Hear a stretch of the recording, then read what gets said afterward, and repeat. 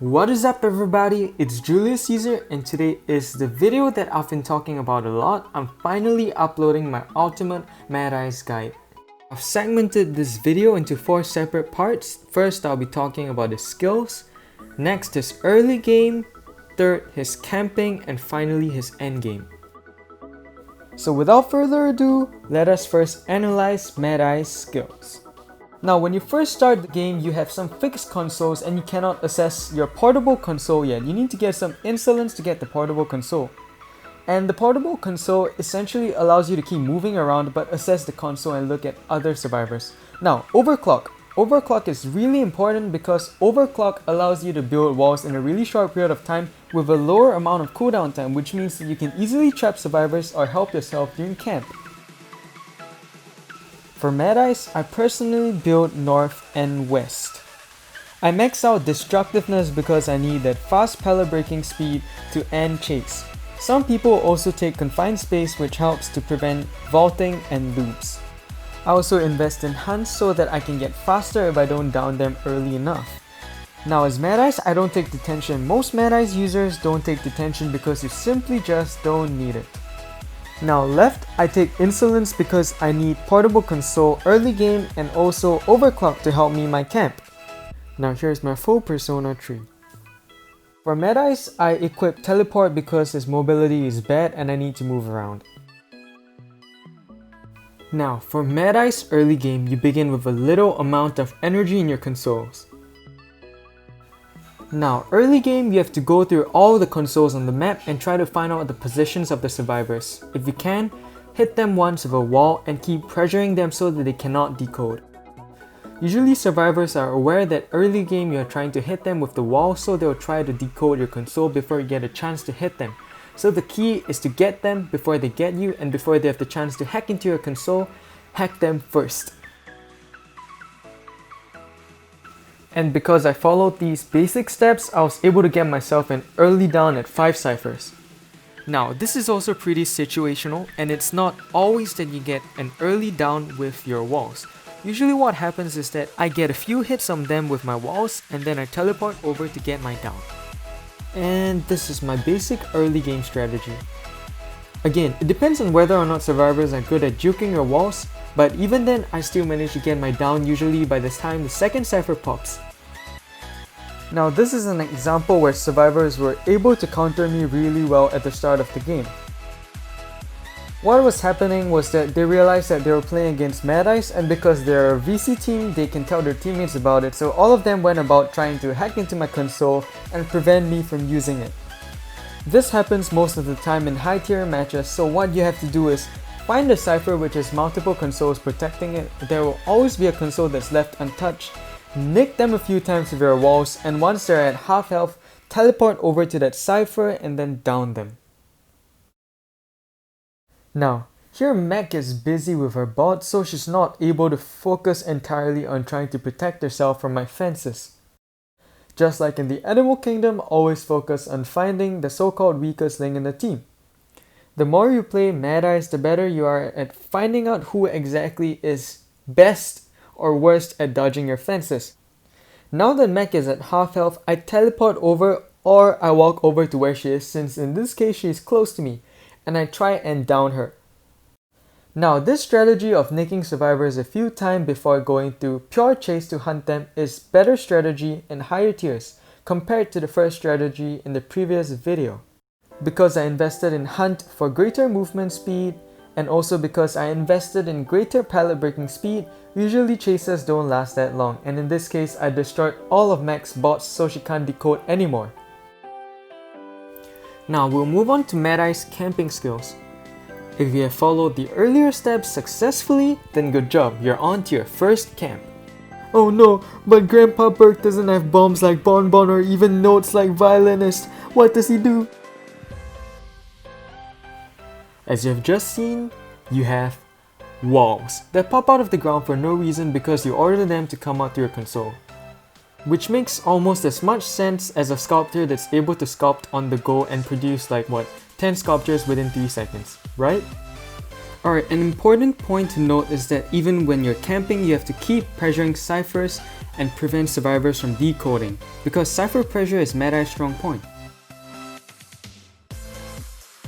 Now here is a match at Red Church, and honestly, hands down, Red Church is Mad Eye's best map. Anyways, as you can see, while I'm camping, I'm still pressurizing the other ciphers. I'm trying to look for where the Enchantress is coming because I can see that the Seer is still decoding.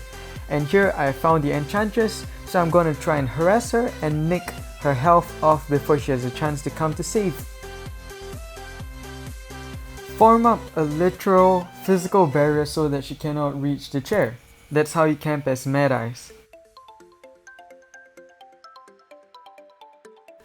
And I timed the wall just right so that I cancelled Enchantress's 3-sec stun and also the Seer's Owl. And there you have it, a successful stuff.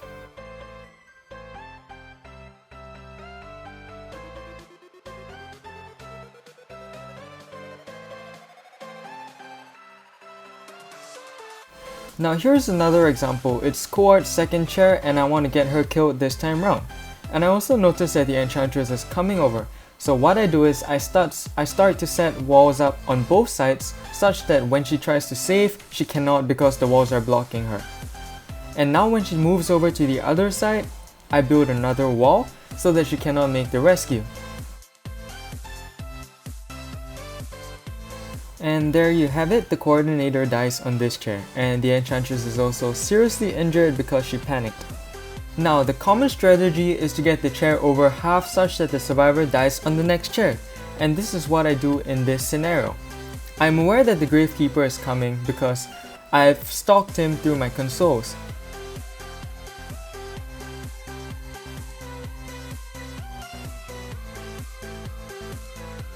Now the key thing is to try and harass the rescuer before he arrives such that you get his health down before he gets the chance to save.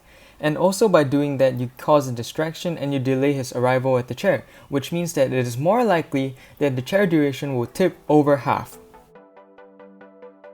And because of that, Perfumer dies. Yes!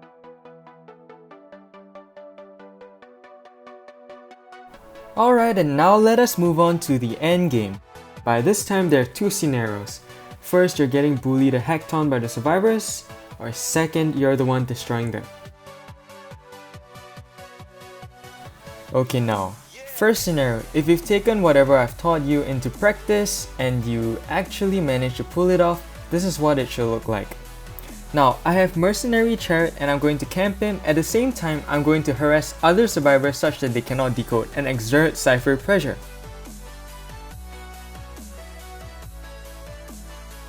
In this case, I see the entomologist coming, so I know that I'm going to harass her. Anyway, the entomologist fails to rescue because she knows that she has been nicked once and that puts pressure on her. Thus, she's unable to rescue before half and Merc dies on the next chair. Now, I can see Magician coming over from far away, so now it is my job to harass him. I know for sure that he's aware I'm going to try to nick him, so he's going to try and run in a zigzag line, but you have to counter his counter play and you have to try to predict when he's going to juke back. Now that Magician is down, I'm going to focus my attention on the other survivors and try my best to get them down through my walls as well.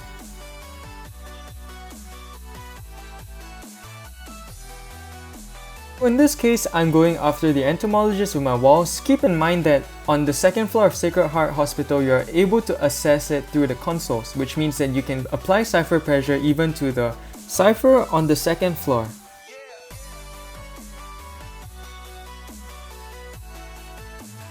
Also, this is one of the best chair camping spots in Sacred Heart Hospital. You have two consoles protecting the chair and you can setting up walls along the chair to prevent the rescuer from accessing the chair.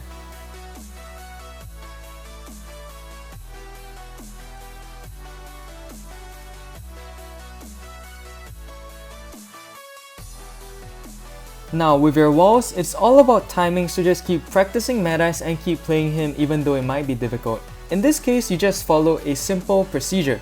First, you wall, then you block, and then you hit the survivor. Before the wall has a chance to naturally come down, you can get another hit on the survivor. before he's able to rescue, and that is how his staff rescues so well as Mad Eyes.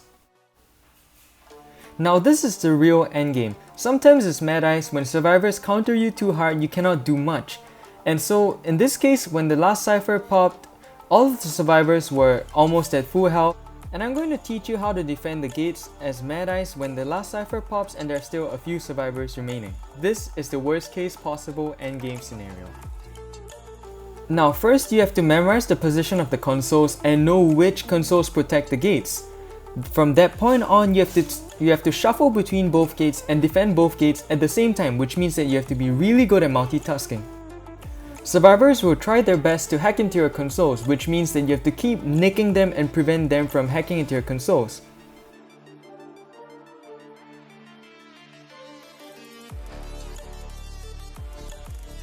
So as you can see from where we started just now, all of them have been injured by my walls at least once. And as you can see, all of them keep trying to hack into my consoles. And when that happens, you have to keep building up walls around the console to protect it and to drive them away from the console. Now then, you have to find out through your consoles where most of the survivors are at and teleport there to harass them even further.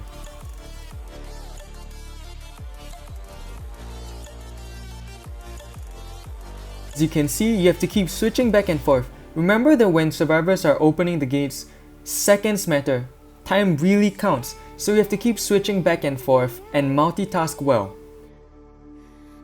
Most importantly, you have to have the map memorized like the back of your hand. And what I did there was to trap the magician in between two walls because I knew that there was a narrow strip of land and I knew that I could wall them to trap them. Look, and magician is trapped between the two walls and he cannot do anything, and that's why he gets downed.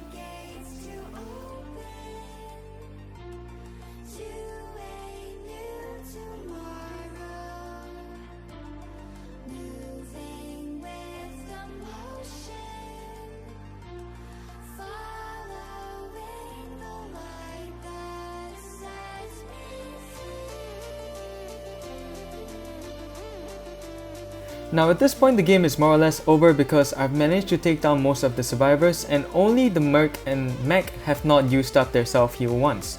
So what I am going to try and do now is to down the Mech as soon as possible, then go and chair the Merc. In that case, the survivors cannot win anymore.